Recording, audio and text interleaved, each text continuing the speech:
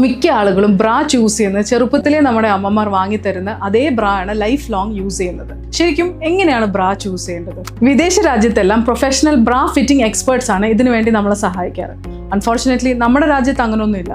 Even if you go to a shop we might not even get the right guidance. അതിന് ഏറ്റവും ആദ്യമായിട്ട് വേണ്ടത് correct measurements ആണ്. ഒരു മെഷറിംഗ് ടേപ്പ് എടുത്തിട്ട് ഫസ്റ്റ് നോക്കേണ്ടത് അണ്ടർ ബസ്റ്റ് ആണ്.